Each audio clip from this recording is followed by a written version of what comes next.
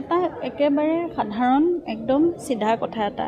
সেই মানুহজনো একেবাৰে চাফা মনৰ মানুহ এজন আছিলে, কোনো ধৰণৰ মেৰপেচ নাছিল, জীৱনৰ ক্ৰিটিকেলিটি একো বুজি নাপাইছিল এইবোৰ কথা। গতিকে এটাই সঁচা কথা আমি জানিব বিচাৰিছোঁ যে সেই দিনটো কি হৈছিল আৰু কিয় আমি হেৰুৱাব লগা হৈছিল জুবিনক।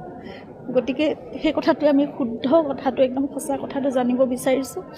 আৰু তাত বহুত ডিষ্ট্ৰেকশ্যন আহিছে, বহুত কেছ কিবা গোটেইখন খেলি মেলিয়ে হৈ গৈছে যেন ভাৱ হৈছে এতিয়া। কিন্তু তথাপিতো আমি ন্যায় ব্যৱস্থাৰ ওপৰত আমাৰ সম্পূৰ্ণ আস্থা আছে।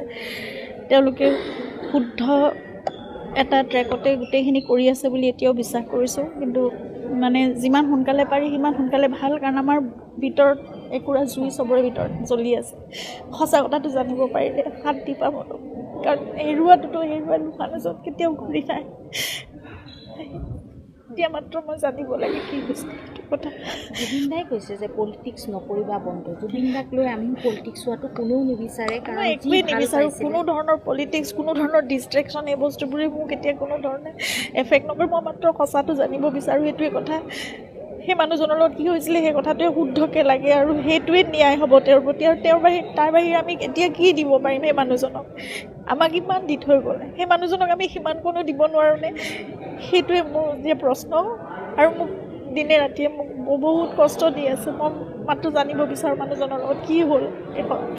ইমান মৰমেৰে আমি ৰখা মানুহজন, সকলোকে ইমান মৰম দিয়ে মানুহজন কিয় ইমান নেগলেক্টেড হৈ সেই সময়খিনি কষ্ট পাব লগা হ'ল।